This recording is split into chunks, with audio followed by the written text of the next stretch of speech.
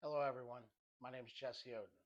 I'm here to do a self interview from my book, first book I just published on my own, called The Machine. It's the signal that doesn't die. It is available on Amazon, Apple, and Samsung reading platforms.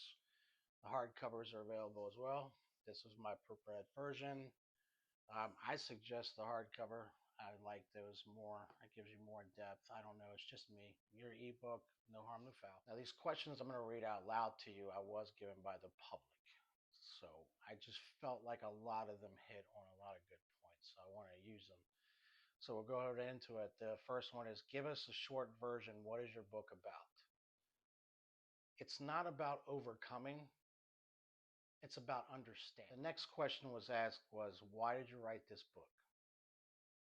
Because I needed to figure out what was happening to me.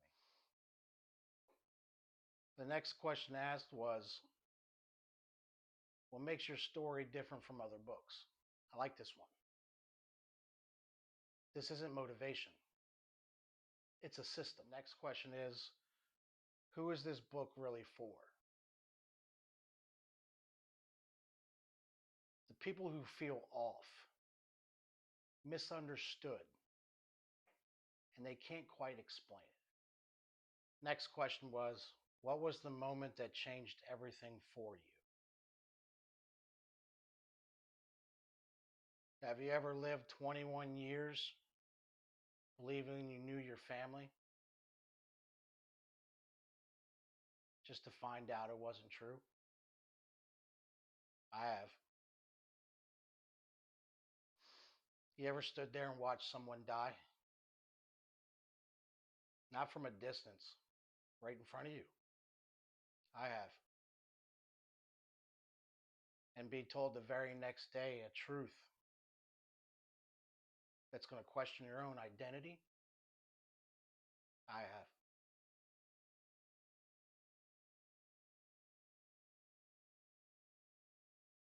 That was the moment, not because it broke me, because it was forming me. Next question. What do you mean by the machine? The machine isn't something I created. It's something I realized was already there. Everyone has it. Most people just don't know they're running off it. It's the part of you that's always watching, always calculating, always wanting to know and understand what's happening. It's pain, confusion, not having answers, and being forced to figure it out on your own. That's what sharpened it. At first, it was survival. Just detect problems, avoid damage, stay alert. Then it becomes awareness. Start seeing patterns, understanding people, reading situations before they even happen. And eventually, it became control. Not controlling the world, but controlling my responses to it. That's the difference. The machine's not about becoming something new. It's about recognizing what's already running inside of you and deciding whether you control it or it controls you. Next question. Were you always aware like this or did it develop? No, I wasn't always aware. I developed it. But here's where it gets real. That level of awareness people see, that didn't come from nowhere.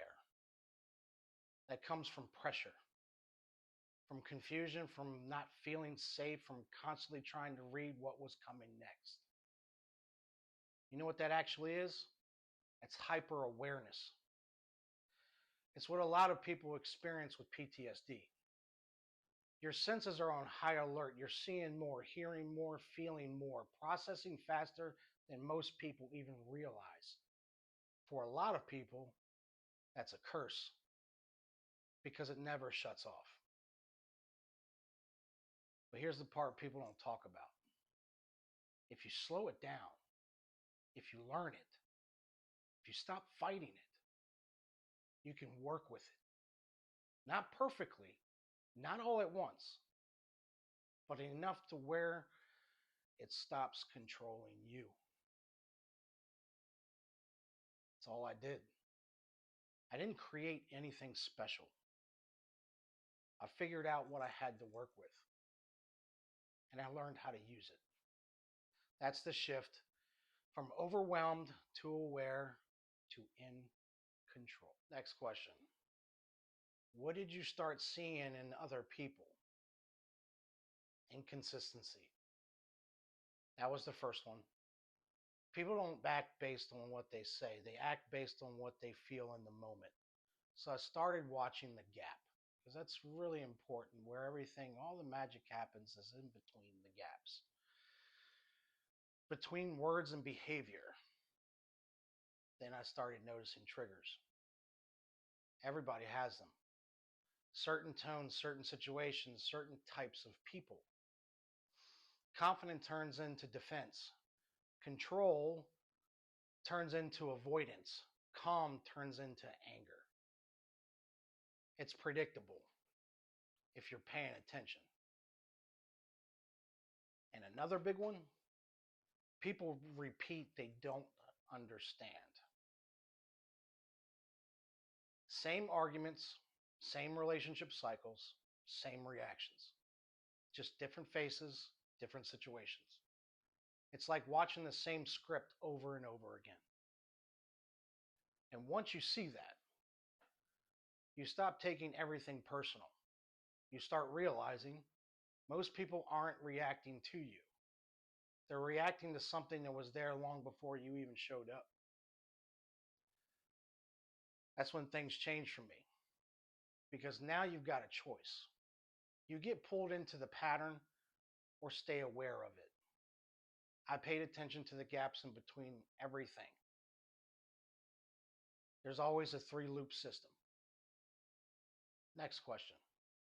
Oh, that's a good one. What was the hardest part of your journey?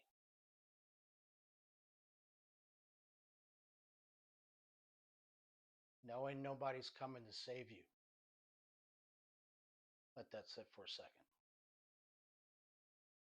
Not your family, not your friends, not the world.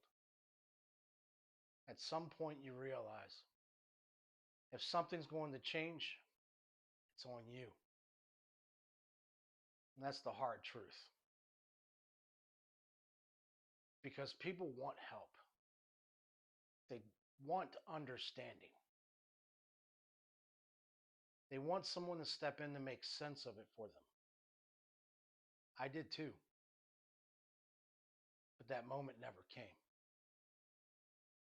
So you've got a choice. You can sit and wait, or you can stand up and start figuring out yourself. That was the hardest part, but it was also the turning point. Because the same moment you realize nobody's coming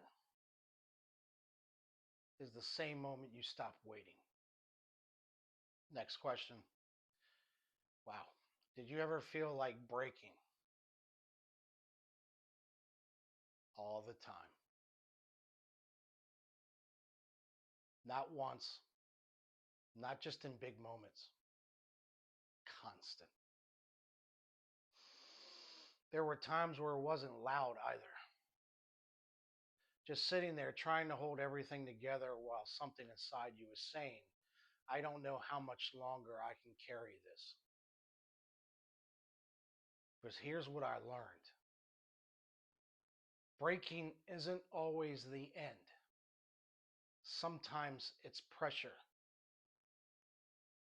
Sometimes it's the system telling you something has to change. I never saw it as I'm done.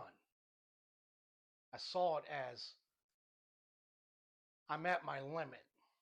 Now I need to know, understand why. So yeah, I felt like breaking all the time. But I didn't stay there. I studied it. I learned from it. And eventually, I built something stronger because of it.